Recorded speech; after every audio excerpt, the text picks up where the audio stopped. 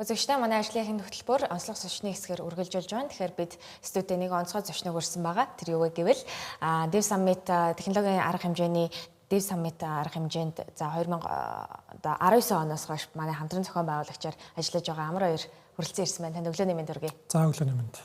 Тэгэхээр Монголдо бас тавтай морил.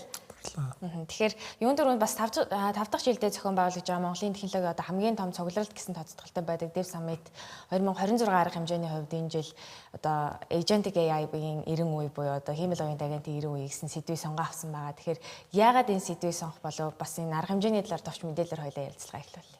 Тэгээ Dev Summit Монголын хамгийн том хөгжүүлэгчдэд гэж нэрлэж хийдэг хамгийн том арга хэмжээнд 5 дахь жилдээ хийж байгаанаас аюулгүй онцлог гэж харж байна. За тэгээд Agentic AI Dev Summit бид нар жил болгоо ер нь тухайн одоо жил дэлхийд даяар технологийн чиг хандлага хаашаа явж байгаа гэдгийг маш сайн анализ хийгээд тэр чиг хандлагатай нийлүүлж үндсэн сэдвээ зарладаг.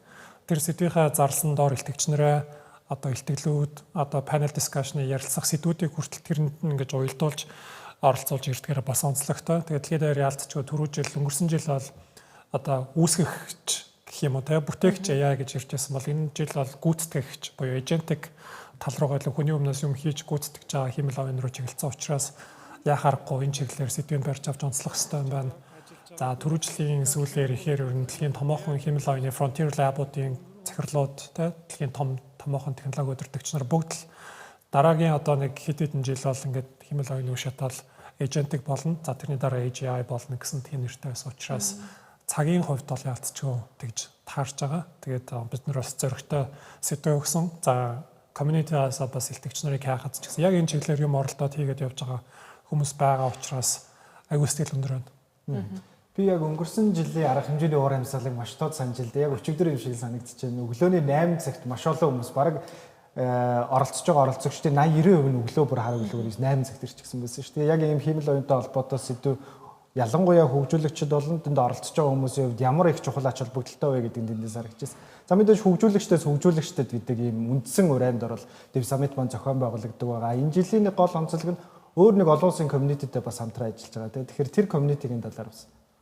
Тийм бид нар яалтчгүй одоо дэлхийн ингээд том зургаар харах юм бол хиймэл оюуны хөгжил бол за баруунд ялангуяа Америк талаас явж байна. За хятадд бол open source чиглэлээр нэлээд өрсөлдөөнтэй дэлхийд ингээд хоёр өрсөлдөөн болоод байна. Энэ дундаас бид нар яаж тухайн одоо тэр өрсөлдөөн дунд за тэр инновац хиймэл оюуны инновац бий болж байгаа газруудаас яаж хүмүүсийг тентхийн ноу хауаас бас одоо Монголынхаа community руу арга хэмжээгээр дамжуулж оруулж ирэх үү гэд харангууд ялцчгүй Dev Summit зохион байгуулах одоо энэ зохион байгуулалтынхаа зүгээс ч гэсэн бас илүү ингэж өргөжиж дараагийн төвшөнд ахих ёстой мөн гэж үзээд за тэгээд энэ жил Америкт одоо хамтарч болох ямархуу байгууллагууд байна гэж харж агаад Америкт дэлхийд даяар 25,000 гаруй одоо юм гишүүдтэй Bell community гэдэг байдаг.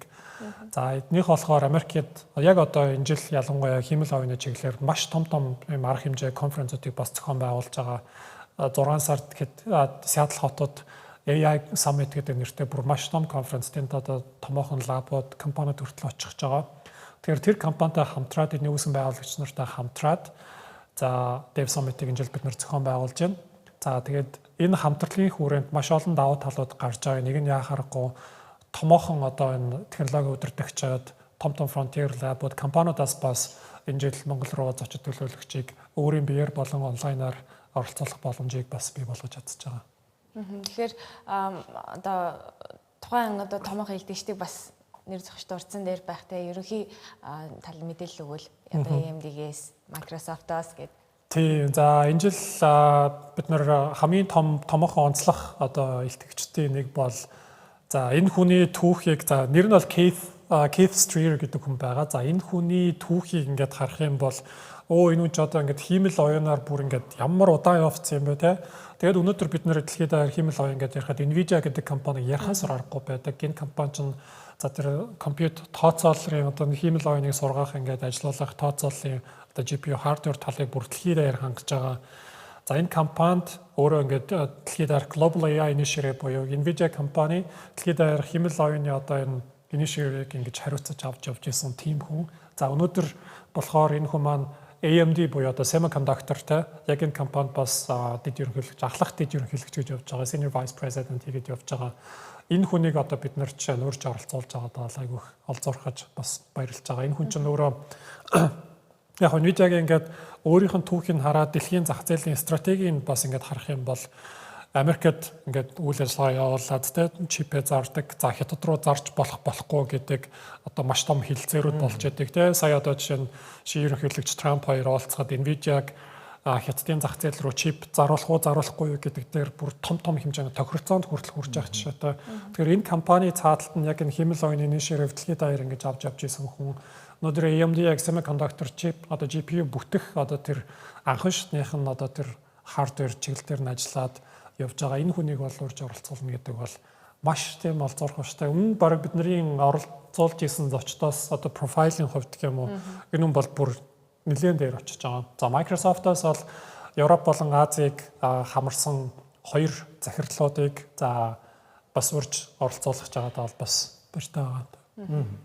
Энэ элдэгчдийн одоо яг технологийн салбарт байгаа хийж байсан нөлөөнүүдийг харуул одоо энэ Dev Summit арга хэмжээ маань маш том шат агсан илэрхийлэл болов тий. Тэгэхээр хэдүүлээ өргөжлүүлээд бас энэ жилийн арга хэмжээний гол сэдэв болох agentic AI-ийн талаар ярилцгаая. За agentic AI-ийн талаарх би нэг судалгааг яг өчигдөрхөө харж байсан чинь ер нь бол компаниудын баг 3-1 нь agentic AI-г хэрэгжүүлээд эхэлсэн юм. Тэгэхээр асар богино хугацаанд компаниуд яг энэ хиймэл оюуны яг энэ бодит гүйцэтгэл хийж чадж байгаа функцүүдийг бол нэвтрүүлэх сонирхол асар өндөр байна гэж харж шүү дээ. Өнгөрсөн жил бидэд generative хиймэл оюуны 90% гэж ярьж исэн бол дахиад алгасчлаа тий. Тэгэхээр чи өөрөө хувь хүний хувьд бас agentic AI хэрхий яаж ашиглаж байна? Хэрэг токен шатааж байна?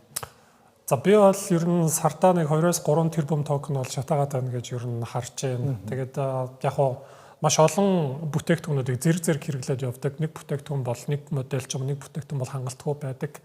Тухай бүртээ өөрөө гэсэн нөгөө нэг чадрууд нь байдаг учраас аль модулийг аваад ямар ажилдаа хэрэглэх үү гэдгийг аягүй сан зохион байгуулж бас сурах хэрэгтэй санагддаг. Тэгээд тооцоолоор бол 2-3 тэрбум токен гэд харах юм бол ойролцоогоор за нэг rom ч юм одоо нэг novel ч нэг дунджаар нэг 80-100 мянган үгтэй байдаг юм ном байлаа гэж бодоход сар болгон би нэг 15,000-аас 20,000 хэмжээний тийм бот номуудыг ерөөсөө ингээл одоо уншаал зарцуулаад боловсруулад байгаа юм шиг гэж бас ойлгохтоор байна. Тэгээд компанийн хувьд жишээ нь бол зөвхөн өдөр тутмынхаа амьдралаас гадна компанийн хувьд бол agentic AI чиглэлийн маш олон юм автомат жол хоорондын холбоонуудыг бол хийснээрээ өдөр тутмын бүтээмж за цаана нөгөө нэг хүнээс хамаарахгүй мөртлөө технологиор ингээд одоо дамжиж явж байгаа банк давтагдаж хийхгүй зөвлөдүүдийг бол асар том одоо хөнгөжилж чадж байна. Тэгмүүд хүмүүстэй ярилцах, уулзах, технологийн шийдэл нэвтрүүлэх, судалгаа хийх, за бүтээгдэхүүнээ сайжруулах. Одоо жишээ нь манай хиймэл оюун дээр суурилсан voice моделуудтай text to speech, speech to text гэдэг модулууд өөрсдөө train хийгээд гаргадаг. Цаана аль хэдийн олон мянган хэрэглэгч нартай болцсон алдаа гарах, асуудал гарах, сайжруулалт хийх, модель өөрсдөө сайжруулахад энэ болгоныг agentic ийм одоо хоорондоо угсарсан нийлцэн ийм одоо agent-уудаар ингээд ажиллаад явж чадж байна. Тэр өмнө ингээд суугаал заа зинч яах вэ гэж боддог байсан бол нэг ингэж гэл хайхад ерөөсөө яг тэгчдэг. Тэгэл болоо ерөөсөө ингээд бодоод за наад чи яг ажиллах юм уу гэж бодох бараг шаардлагагүй болсон. Тийм үйл ирсэн байна л да. Тэгэхээр ингээд дэн тэнэгөр явж гин нэг юм гараад байнг бол за ингэж гээд хайж байгаа юм болдог. Явандаа бол яах вэ? Сүүлд нь маш товчоо хэлэхэд одоо нэг ийм гурвалжин нэг юм анзаарагдаад манай хэрэглэгч нар байна, үйлчлүүлэгч нар манай бүтээгдэхүүнийг авч хэрэглэж байна. Тэр бүтээгдэхүүн дээр ямар нэг асуудал алдаа гарвал бид нар нөгөө хэмэл оюун эйжентүүдэд хэрэглээд засах, сайжруулах гэдэг процесс яваад байна. Бид нар энийг ямархуу болгох гээд одоо ажил хэрэгжүүлээд байна гэхээр манай үйлчлүүлэгч хэрэглэгч нар асуудал тулгархад өөрсдөө тэр бид нар ингэж байна надад ийм гараад байна гэхэд нөгөө бүтээгдэхүүн платформ нь өөрөө өөрийгөө сайжруулад шууд засаад явцдаг. Миний оролцоогүй, манай багийн оролцоогүй. Энэ хүн ингэж байгаа юм түүл ингэж өгчээ. Энэ хүн ингэгээр байгаа түүл энийг ингэж өгчээ гэд хүн болгон чиглэсэн personalized team experience-ийг өгөх цаг бол аль хэдийн ирсэн туршилтаар хийж үтсэн болж байна. Яг нэг одоо нэг аюулгүй байдлыг яаж хангах уу гэдэг тал дээр л анхаарах хэрэгтэй бол таарч байна. Одоо нэг гол асуулт байгаа нь за өглөөс ирэх болгонд л нэг одоо хиймэл оюуны салбарт ямар нэгэн шинэ юм болцсон дээ. Шинэ агентууд гараад ирсэн юм байна. Жишээлбэл OpenClaw одоо Anthropic-ийн агентууд байна. Сүүлд Google дээр Spark гарч ирсэн гэх мэтлээ. Тэгэхээр энэ их хурдыг одоо яаж гүйцэх ёстой вэ? Одоо яаж гүйцэж байна? Тэр нэг юм зөвхөн жоохон хошин мем аяг юм байсан. Хүмүүс ингээд одоо шинжэнгөө нойргоо Korean drama үзээд ингээд нүд нь ингээд улаагаа босоод ирчдэг. Тэгсэн чинь бүр ингээд хүн дарахыг донтоо болцсон хүмүүс одоо ингээд нүд нь бүр ингээд улаадсан. Химэл оюуны 90 үе одоо нөгөө өглөө болгон гарч ирж байгаа мэдээлэлтэй catch up хийхэд бол бүр ингээ нүд нь ингээ бүр байхгүй болоод дулаагаад нулимсан гарцсан байна гэдэг шиг. Тэгэхээр өглөө болгон босоод ирэхэд X дээр бол хамгийн их том нээлтүүд юу нь явж байгаа. Сүүлийн үеийн одоо шин модельүүдийг өрсөлдөөн бол бүр илүү ширүүсэж байна гэж харж байна.